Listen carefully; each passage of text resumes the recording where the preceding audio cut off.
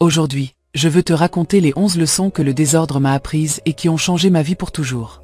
Ce ne sont pas de simples conseils d'organisation, ce n'est pas la liste jolie typique de Pinterest, non. Ce sont des coups de réalité qui m'ont obligé à ouvrir les yeux. Parce que le désordre ne te vole pas seulement de la place, il te vole aussi la paix, l'énergie et le temps de ta vie.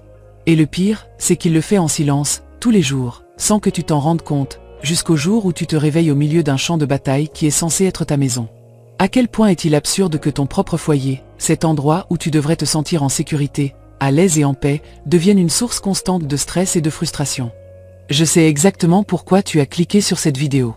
Parce que tu en as marre d'entrer dans ta cuisine et de sentir que c'est un dépôt de plastique, de vieilles tasses et de bocaux vides que tu as gardés, au cas où. Parce que ça te fait mal d'ouvrir ton placard et de voir qu'il est rempli de vêtements que tu ne portes pas, mais malgré tout tu ne trouves rien à te mettre. Parce que ça te met en colère de nettoyer le salon, en sachant qu'en moins d'une heure il paraîtra à nouveau tout aussi en désordre. Parce que tu détestes avoir l'impression de nettoyer et nettoyer, sans jamais finir. Et parce qu'au fond de toi tu te demandes, pourquoi est-ce que je continue à garder tant de choses qui ne me rendent pas heureuse? Laisse-moi te dire quelque chose clairement, tu n'es pas seule. Des millions de femmes passent par la même chose, mais la différence est dans ce que toi tu fais de cette douleur. Tu peux continuer à souffrir tous les jours ou tu peux faire ce que j'ai fait, apprendre du désordre. Oui, tu as bien entendu. Apprendre. Parce que le désordre a des leçons brutales, dures, mais transformatrices. Quand tu arrives à les comprendre, tu ne regardes plus ta maison de la même façon. Et le mieux, tu ne vis plus non plus de la même façon. Aujourd'hui je veux te transmettre ces 11 leçons qui m'ont changé la vie.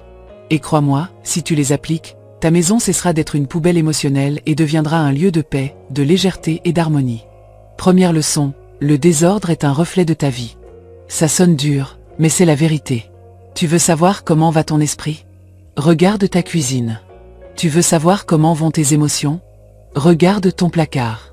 Parce que la maison ne ment jamais. Une cuisine pleine de contenants vides et de papier traînant reflète que tu accumules plus que ce que tu peux gérer. Un placard rempli de vêtements que tu ne mets pas reflète que tu portes un passé qui ne te laisse pas avancer. Et un salon plein de choses entassées reflète que tu laisses les souvenirs et les objets occuper la place de ton présent. Le désordre n'est pas un hasard, c'est un miroir. Et le plus douloureux est de te rendre compte que ce que tu vois dehors est exactement ce qui se passe à l'intérieur. Tu sais comment je l'ai compris, moi? Un jour j'ai ouvert le tiroir de la cuisine et une montagne de vieilles cuillères, de petits couvercles en plastique et de sachets froissés m'est tombée dessus. Et j'ai pensé, pourquoi je garde autant de cochonneries? Ensuite, je me suis rendu compte, ce n'était pas seulement des cuillères et des sacs, c'était mes peurs, mes insécurités, mes excuses. Je gardais tout parce que je ne voulais rien lâcher. Et ça a été la gifle qui m'a réveillée. Le désordre m'a appris que ma maison était un miroir de mon esprit chaotique. Et si je voulais changer ma vie, je devais commencer par sortir tout ça. Deuxième leçon, le désordre te vole du temps de ta vie. Et ce n'est pas une façon de parler, c'est littéral. Combien de fois as-tu perdu de longues minutes à chercher les clés au milieu d'une mer de papier? Combien de fois es-tu arrivé en retard parce que tu ne trouvais pas une chaussure? Combien de fois as-tu dû nettoyer 2 ou 3 fois la même table parce qu'il y a toujours quelque chose dessus? Le désordre est un voleur invisible de temps. Et le plus cruel, c'est que ce temps ne revient pas. Pendant que tu cherches le couvercle d'un Tupperware, la vie continue de courir. Pendant que tu enlèves la poussière d'objets décoratifs que tu n'aimes même pas, tes enfants grandissent. Pendant que tu organises des sacs dans des sacs, il t'échappe des moments de paix que tu pourrais être en train de savourer. Je l'ai vécu ainsi, je passais une demi-heure chaque matin à me battre avec mon placard. Et je portais toujours les mêmes vêtements. Jusqu'à ce que je comprenne que ce n'était pas un manque de vêtements, c'était un excès. Le désordre me volait du temps déguisé en « option ». Quand j'ai commencé à sortir, à donner et à ne garder que ce que j'utilise vraiment, je me suis rendu compte que m'habiller était rapide, facile et sans stress. J'ai récupéré des minutes précieuses qui auparavant partaient dans le chaos. Et la même chose m'est arrivée dans la cuisine. Avant, je mettais des heures à cuisiner parce que je devais déplacer des choses inutiles pour trouver ce dont j'avais vraiment besoin. Quand j'ai retiré ce qui gênait, cuisiner a cessé d'être un supplice. Le désordre m'a appris que chaque objet inutile était une minute perdue, et que la seule manière de récupérer mon temps était de vider ce qui était en trop. Troisième leçon, le désordre te fait dépenser plus d'argent. Ça, oui, ça fait mal, mais c'est réel. Sais-tu combien de fois tu as acheté un produit que tu avais déjà mais que tu n'as pas trouvé? Sais-tu combien de fois tu as dû remplacer quelque chose qui s'est abîmé parce qu'il était mal rangé? Sais-tu combien de fois tu as rempli ton panier de choses inutiles simplement parce que ta maison était tellement chaotique que tu as pensé en avoir besoin? Le désordre est un trou dans ton portefeuille. Non seulement parce qu'il t'oblige à acheter en double, mais aussi parce qu'il t'habitue à consommer sans sens. Une maison pleine de choses inutiles est le reflet d'un esprit qui achète pour combler des vides. Et ce cercle ne se termine jamais jusqu'à ce que tu le brises. Dans mon cas, je m'en suis rendu compte quand j'ai trouvé 3 ouvre-boîtes dans la cuisine. 3. Avais-je vraiment besoin de 3? Non. Mais comme je ne trouvais pas le premier, j'en ai acheté un autre. Et quand celui-là s'est également perdu dans le chaos, j'en ai acheté un 3e. Combien d'argent partait dans ces bêtises? Bien plus que je ne voulais l'admettre. Le désordre m'a appris que la plupart de mes dépenses inutiles venaient du fait de ne pas avoir de contrôle sur mes affaires. Quand j'ai réussi à simplifier, j'ai découvert que mon porte-monnaie respirait aussi. J'ai cessé de dépenser pour des choses en double, j'ai cessé d'accumuler au cas où, et j'ai commencé à utiliser ce que j'avais déjà. Ça a été comme me donner une augmentation sans que personne ne me paie plus, simplement parce que j'ai arrêté de jeter mon argent dans le chaos. 4e leçon, le désordre te vole de l'énergie. Tu ne le remarques pas au début, mais chaque fois que tu entres dans une pièce pleine d'objets, ton cerveau sature. Ton esprit enregistre chaque objet, chaque pile, chaque papier, même si tu ne le veux pas. Ça t'épuise. C'est pour ça que tu finis la journée fatigué sans avoir fait grand-chose. Parce que ta maison est comme un bruit visuel constant qui ne te laisse pas te reposer. Le désordre, c'est comme avoir 1000 onglets ouverts dans ton cerveau en même temps. Et dis-moi, qui peut vivre tranquillement avec ça? Je me souviens que chaque fois que j'entrais dans mon salon, je ressentais une fatigue immédiate. Je n'avais rien fait, mais mon corps devenait lourd. Pourquoi? Parce que j'étais entouré de choses dont je n'avais pas besoin, qui criaient pour attirer mon attention. Quand j'ai commencé à désencombrer, j'ai ressenti une légèreté incroyable. Soudain, je pouvais respirer. Soudain, je pouvais me reposer pour de vrai. Le désordre m'a appris que l'énergie ne se perd pas toute seule. Elle est volée par les objets inutiles que tu décides de garder. 5e leçon, le désordre t'attache au passé. Et celle-ci frappe fort. Nous gardons des vêtements que nous ne portons plus parce qu'ils nous rappellent une époque. Nous gardons des lettres, des papiers, des bibelots parce que, ils ont une histoire. Nous gardons de vieux jouets des enfants alors que ne s'en souviennent même plus. Nous gardons parce que nous croyons qu'ainsi nous retenons des personnes, des moments ou des étapes.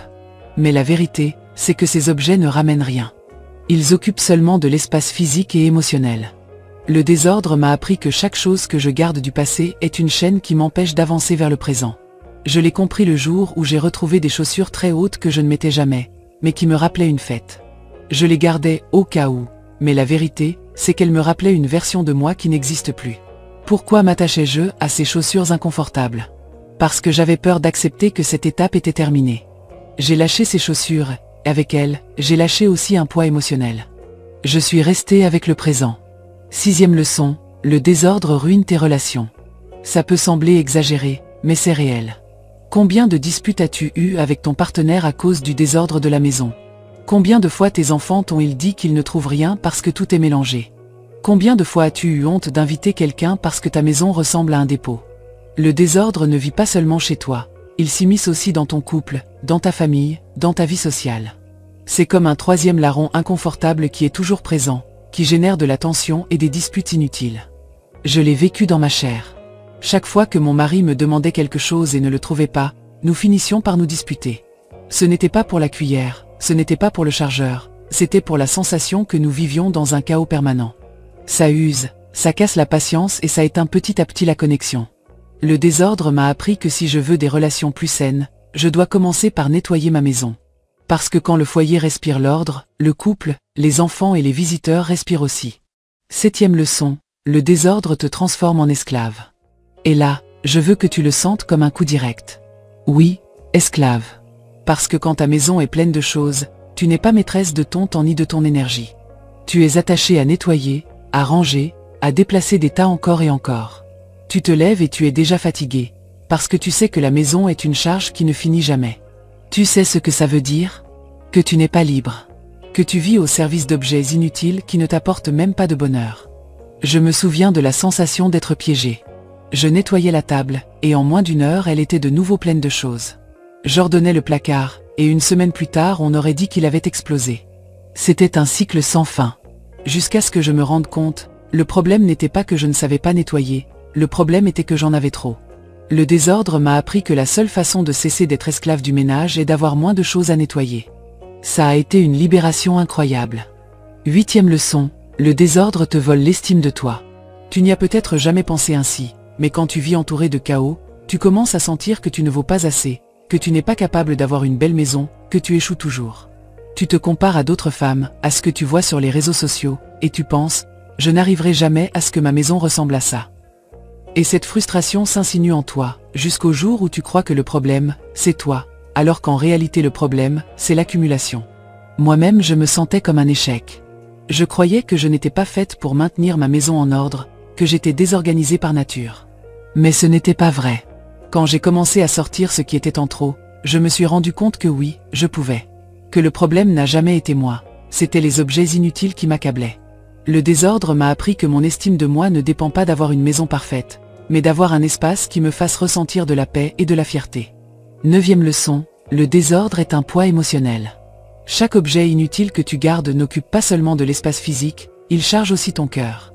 Une vieille lettre de quelqu'un qui n'est plus là, un cadeau qui ne te plaît pas mais que tu as honte de jeter, un vêtement que tu ne portes plus mais qui te rappelle une autre version de toi.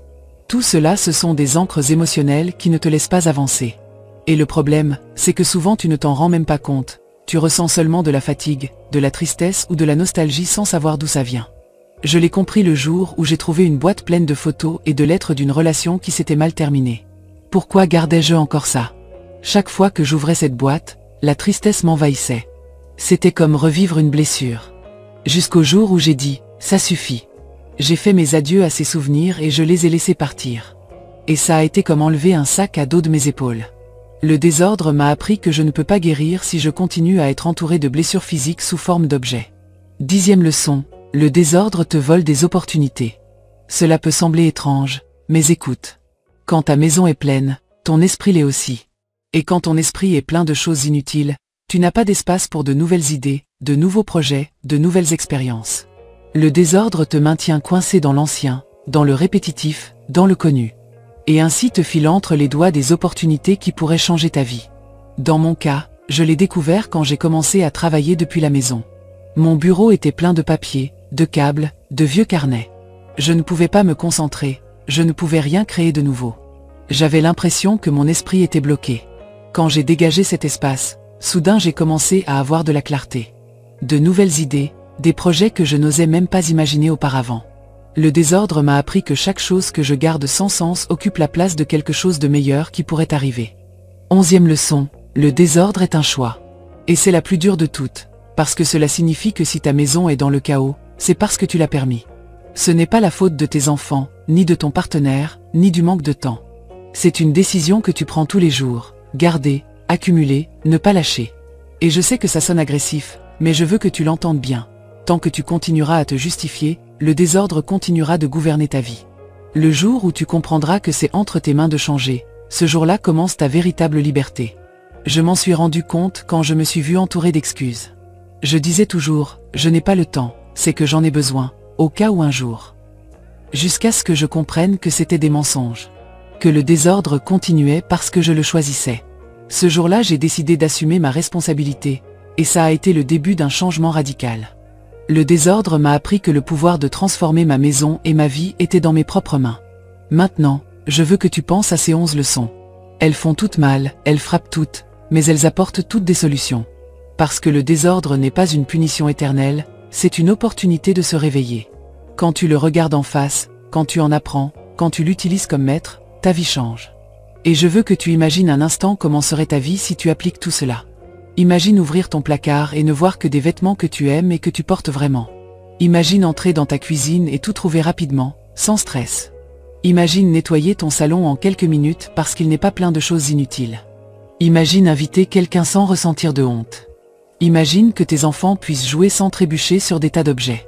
Imagine sentir que ta maison respire et que toi aussi tu respires avec elle. C'est ce que tu obtiens quand tu appliques ces 11 leçons.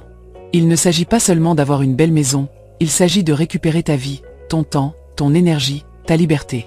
Parce que ta maison devrait être un lieu de repos, pas un champ de bataille. Ton foyer devrait t'enlacer, pas t'épuiser. Et le mieux, c'est que c'est entre tes mains de l'obtenir.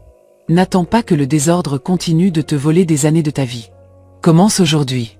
Sors ce sac de plastiques inutiles, donne ces vêtements que tu ne portes plus, lâche ces souvenirs qui ne font que te peser. Fais le premier pas et ne regarde pas en arrière. Je te promets que chaque objet que tu sortiras sera un poids en moins sur ton cœur et un pas de plus vers la vie que tu mérites. Avant de terminer, je veux te parler à toi, en te regardant dans les yeux même si nous sommes derrière un écran. Cette chaîne est faite pour toi, pour t'accompagner sur ce chemin de transformation réelle, sans fioritures ni excuses. Je ne suis pas ici pour t'amuser 5 minutes et te laisser pareil. Je suis ici pour te pousser avec affection, mais avec fermeté, à changer. Si cette vidéo t'a fait réfléchir, si l'une de ces 11 leçons t'a fait mal à l'orgueil ou t'a mis à nu une vérité que tu évites de regarder, c'est parce que tu étais déjà prête à l'entendre. Tu n'es pas arrivé ici par hasard. Tu es arrivé parce que tu en as assez de sentir que ta maison te commande, de porter des culpabilités qui ne t'appartiennent pas et de vivre épuisé par des objets inutiles qui sucent ton temps et ton énergie. Aujourd'hui je t'offre une main, mais pas pour que tu restes accroché toute ta vie, plutôt pour que tu te relèves, que tu marches et que tu redeviennes maîtresse de ton foyer et de ton état d'esprit.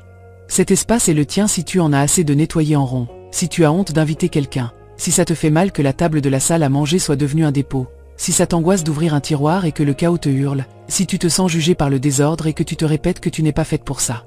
Ici je ne te juge pas. Ici je te donne des outils, un langage clair et des pas concrets. Ici je te rappelle que tu n'es pas né pour être l'esclave de choses qui ne te plaisent même pas. Ici je t'enseigne que l'ordre n'est pas la perfection de magazine. L'ordre c'est la légèreté, c'est récupérer la respiration, c'est pouvoir t'asseoir pour boire un thé sans sentir que la maison te doit quelque chose et que toi tu lui dois tout. Cette chaîne ne parle pas de trucs miraculeux ni d'acheter des boîtes chères. Elle parle d'apprendre à décider, à lâcher, à ne garder que ce qui t'ajoute et à construire une routine que tu puisses maintenir même les jours difficiles. Si cette vidéo t'a bousculé, remercie le choc, ça a été un réveil. Ne le laisse pas que c'est beau, que c'est motivant, et tu fermes l'onglet. Transforme-le en action. Abonne-toi tout de suite et active la cloche, parce que je vais continuer à te donner des stratégies précises, des routines de 15 minutes qui fonctionnent, des défis hebdomadaires de tri qui se tiennent vraiment, un état d'esprit pour dire non, sans culpabilité, des guides pour ranger par tâche et non par pièce, et des rappels pour que le désordre ne revienne pas. Mets un like pour que l'algorithme montre ce contenu à plus de femmes qui en ont autant besoin que toi.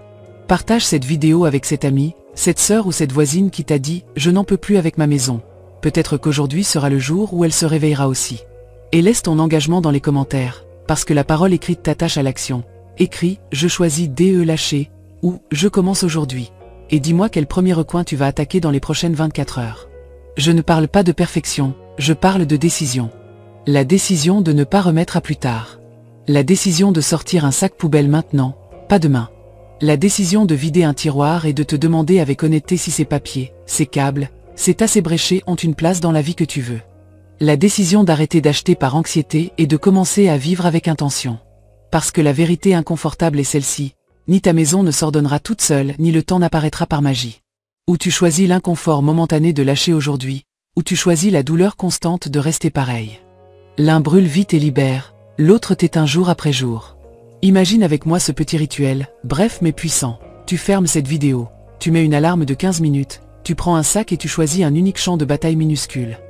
Le tiroir des plastiques, l'étagère de la salle de bain, le coin où s'accumulent les sacs.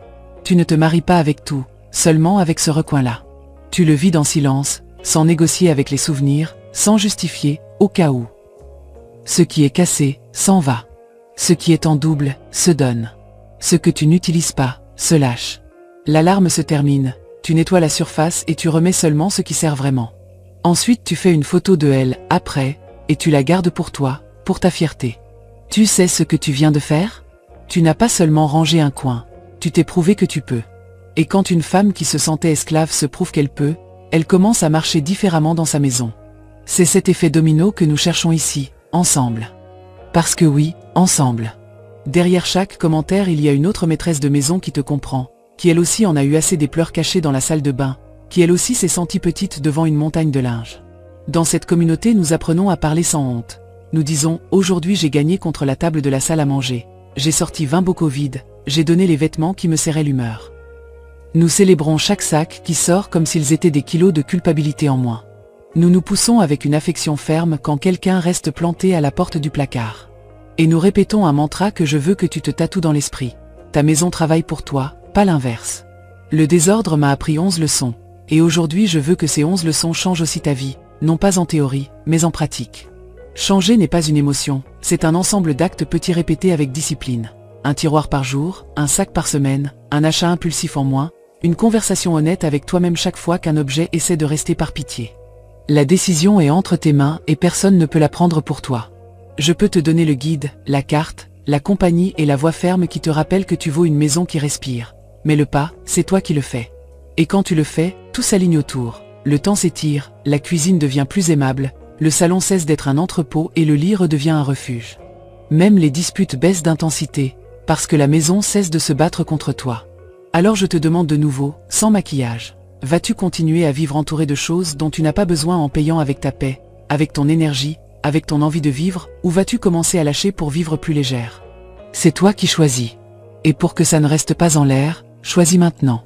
Abonne-toi, active la cloche, laisse ton « Je choisis DE lâcher » dans les commentaires. Partage cette vidéo avec 2 femmes de ton cercle et ensuite prends ton sac et ton chronomètre. En 15 minutes, tu peux changer la tonalité de ta journée. En 1 semaine, le rythme de ta maison. En 1 mois, ta relation avec le foyer. En 1 an, toute ta vie. Je n'exagère pas. Une maison qui respire te redonne à toi-même. Quand tu auras terminé ce premier recoin, reviens et raconte-le. On se lit.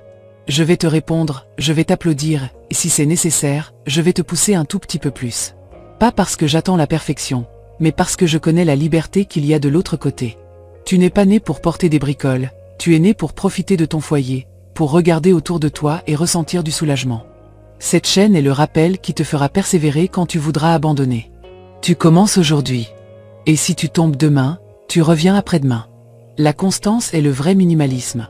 Ne garder que les habitudes qui t'emmènent vers la vie que tu as choisie. Maintenant oui, abonne-toi, commente, partage et va lâcher. Je t'attends avec ta première victoire.